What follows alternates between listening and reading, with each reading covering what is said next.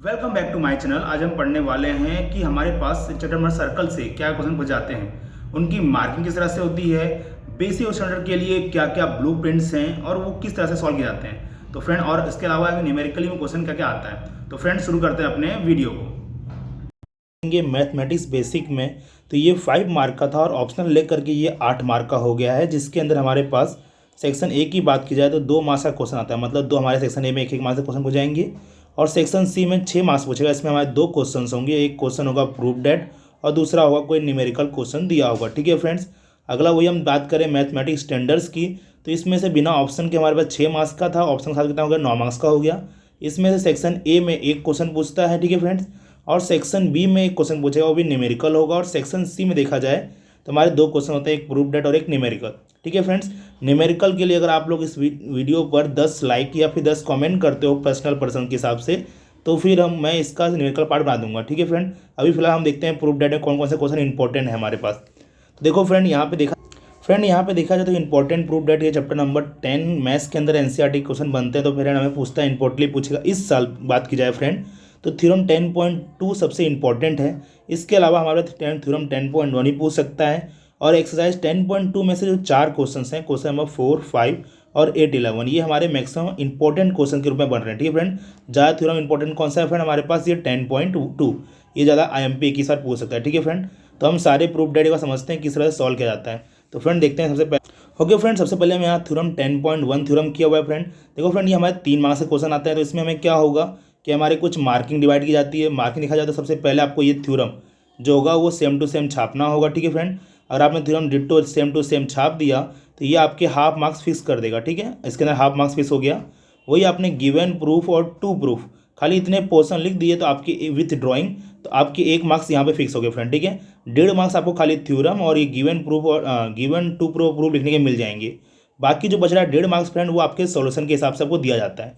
ठीक है फ्रेंड, देखिए हम यहाँ प्रूफ करते हैं। क्वेश्चन ये बोला है कि the tangent at any point of a circle is perpendicular to the radius through the point of contact. मतलब ऐसा बोला हुआ है कि अगर एक टेंजेंट है उसको अगर मैं सेंटर से ज्वाइन करूँ तो वो परपेंडिकुलर होगा, कहाँ से, पॉइंट ऑफ कॉन्टैक्ट से। ठीक है फ्रेंड, तो हम ऐसा पहले एज्यूम कर लेते हैं कि भाई नहीं, ये सेंटर से पास नहीं हो रहा है बल्कि कहीं से और से पास हो रहा है। ठीक है, तो हमने क्या, circle with the centre O हमने लिया with the tangent XY and point the P। हमें प्रूफ करना है कि जो OP है वो परपेंडिकुलर XY के। ठीक है, हमें प्रूफ करने बोला है। तो हमने क्या किया, let's Q the point on XY contact OQ suppose the touch the circle at the R। Okay, हमें क्या किया फ्रेंड कि सर्कल के अंदर एक हमने OQ एक अलग पॉइंट ले रखा हुआ है। ठीक है, हमारे जो यहाँ पर टच कर रहा है। तो इसमें फ्रेंड हमारे पास क्या है कि अगर हम देखा जाए तो हैंस जो OQ है वो इज ग्रेटर देन OR। वो सिंपली फ्रेंड हमारा होगा क्या कि जो OQ होगा हमारे पास वो OR से बड़ा होगा, क्योंकि वो सर्कल के बाहर आउटसाइड में आने वाला है। अगर मान लो ये आउटसाइड में आ रहा है तो ऑटोमेटिक हमारा क्या होगा कि जो OQ होगा वो ग्रेटर होगा किससे, OP से। OQ क्या होगा, OP से ग्रेटर होगा। तो अगर मान लो अगर OQ OP से ग्रेटर है तो वो टेंजेंट बन ही नहीं सकता। टेंजेंट के लिए सर्कल टच करना चाहिए और वो रेडियस के इक्वल होता है हमारे पास। तो फिलहाल ये हमारा क्या होगा, OQ बड़ा हो गया। अगर मान लो OQ बड़ा हो गया देन ये मालूम पड़ा कि OP के अलावा ऐसा कोई पॉइंट नहीं है XY पे जो सर्कल को टच करता हो। तो इससे मालूम पड़ेगा same will be case with all the other points on circle, hence OP is the small line on the XY। तो हमारा क्या होगा, OP सबसे शॉर्टेस्ट लाइन बनेगा और वो हमारा क्या होगा, परपेंडिकुलर। शॉर्टेस्ट लाइन क्या बोलते हैं फ्रेंड, वो हमारा क्या बनता है, परपेंडिकुलर एंगल बनाता है। ठीक है फ्रेंड, देखिए फ्रेंड जो क्वेश्चन नंबर 5 है वो सेम टू सेम 10.1 का कन्वर्जन कह सकते हो।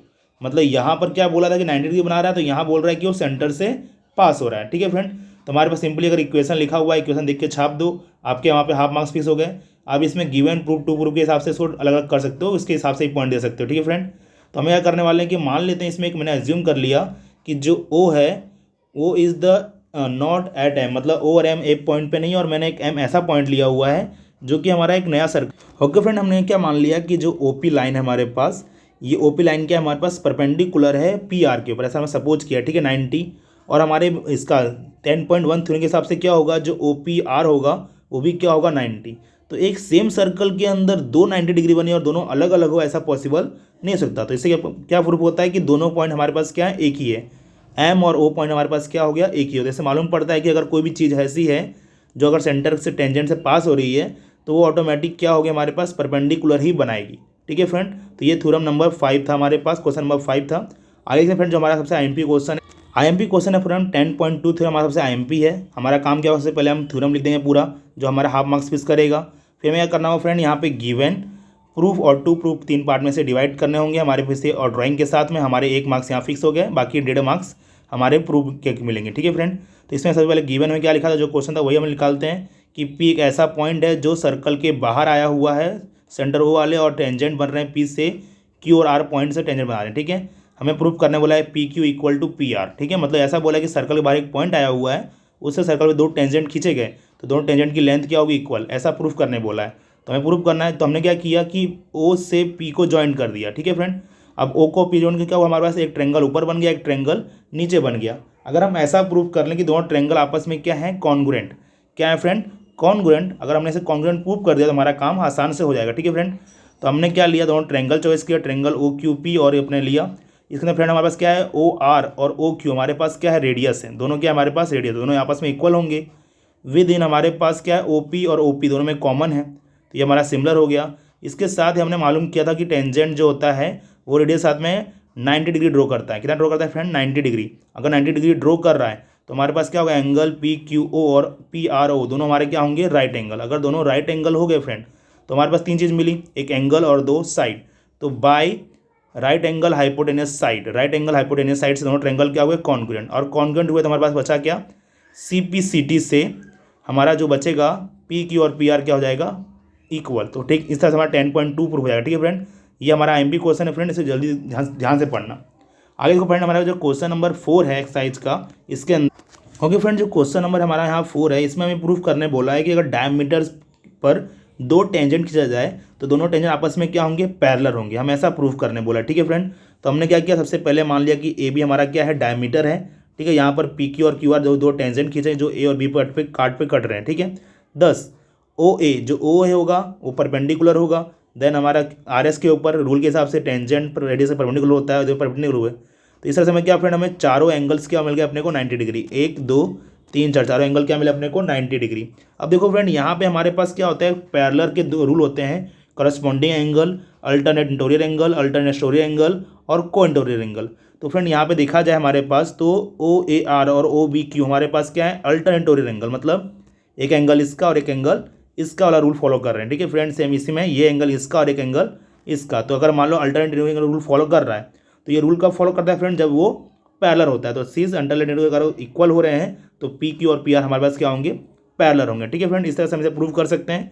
मार्किंग वैसे ही हमारे पास होगी। ठीक है, गिवन टू प्रूफ लिखना कोशिश जरूर करना। ठीक है फ्रेंड, आगे फ्रेंड क्वेश्चन नंबर 8 और 11 है फ्रेंड, दोनों एक जैसे ही हैं। ठीक है, एक वर्ड समझो दूसरा अपने आप समझ में आ जाएगा। क्वेश्चन नंबर 8 में ऐसा बोला हुआ है कि हमारे पास एक सर्कल है।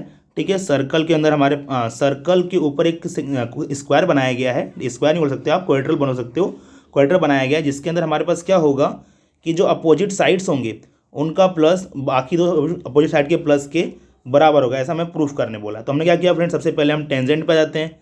तो पी बी और क्यू आर इक्वल टेंजेंट है, वैसे ही एस आर और एस क्यू इक्वल टेंजेंट है, वैसे डी एस डी आर के बराबर है और ए एस ए पी के बराबर है। ठीक है फ्रेंड, इस तरह से हमने चारों को यहाँ पे डिनोट किया, दिख रहा है फ्रेंड। अभी हमने क्या किया कि अगर मुझे चाहिए ए बी और सी डी प्लस में चाहिए, तो ए बी के जितने पार्ट है, ए बी में क्या है ए पी और पी बी, उसको प्लस किया, और सी डी में क्या है सी आर और डी आर, उनको प्लस किया। विद इन हमने उधर साइड में दूसरे जो हमारे बच रहे हैं ए एस और डी एस और क्यू सी और बी क्यू, इनको प्लस किया। मतलब इस 4 इक्वेशन हमने क्या किया फ्रेंड, आपस में प्लस कर दिया। ए पी बी पी इधर वाला साइड उधर प्लस किया और एक साइड उधर प्लस किया, तो ऑटोमेटिक हमें क्या मिल गया friend, A P plus C D equal to A D plus B C. हमने दोनों साइड प्रूव किया, हमारा इसका क्या होगा, इस तरह हमारा क्वेश्चन प्रूफ हो गया फ्रेंड। ठीक है, अब यही इसका सिमिलरिटी ये बना हुआ है कि अगर एक पैरेललोग्राम है तो वो रोम्बस होगा, हमें ये प्रूफ करना पड़ा। ठीक है फ्रेंड, तो सिंपली बात है, हमारा इतना जो हमने स्टेप 8 नंबर में किया वो सारे स्टेप यहाँ कॉपी करने होंगे, हमें बस एक स्टेप ये बढ़ाना होगा। देखो फ्रेंड, पहले बात क्या बोला कि पैरेललोग्राम में पहले खासियत क्या होती है फ्रेंड, अपोजिट साइड्स इक्वल होते हैं। तो इस अगर मान लो कि ए बी और सी डी इक्वल है, तो वैसे ही क्या होगा हमारे पास ए डी और बी सी भी क्या होगा यहाँ पे इक्वल होगा। यही थ्योरम यहाँ यूज करने वाले हैं। हमारे पास सिंपली क्या है कि हमने जितना 8 में किया उतना डिट्टो छापना है, देन उसके बाद हमें बोल देना है कि हमारे पास यहाँ क्या बोल देना है कि जो अपना अपोजिट साइड है ए बी और सी डी वो इक्वल है, और ए डी और बी सी ये इक्वल है। ऑटोमेटिक हमारे पास क्या से, अगर मान लो कि हमारे इस पार्ट के अंदर ही ए बी और सी डी इक्वल हो और ए डी और बी सी इक्वल हो, तो हमें आंसर क्या मिल जाएगा फ्रेंड, तो हमें यहाँ आंसर मिल जाएगा A B equal to A D. और ए बी किसके बराबर था फ्रेंड, सी डी के बराबर था, और ए डी किसके बराबर है हमारे पास, बी सी के बराबर है। ठीक है फ्रेंड, तो इस तरह से अगर चारों साइड इक्वल हैं तो वो क्या कहलाता है, रोम्बस। मतलब कि सेम यही प्रोसेस करना है, लास्ट में बस हमें ऐड कर देना है कि भाई पैरेललोग्राम के साइड इक्वल होते हैं, इसलिए हमारा ए बी प्लस वाला क्या मिलेगा, इक्वल। ठीक है फ्रेंड्स, अगर आपको न्यूमेरिकल पार्ट के चाहिए तो प्लीज़ इस वीडियो पर 10 लाइक या 10 पर्सनल कमेंट्स कर दीजिए। ठीक है फ्रेंड, मिलते हैं अपने नेक्स्ट वीडियो में।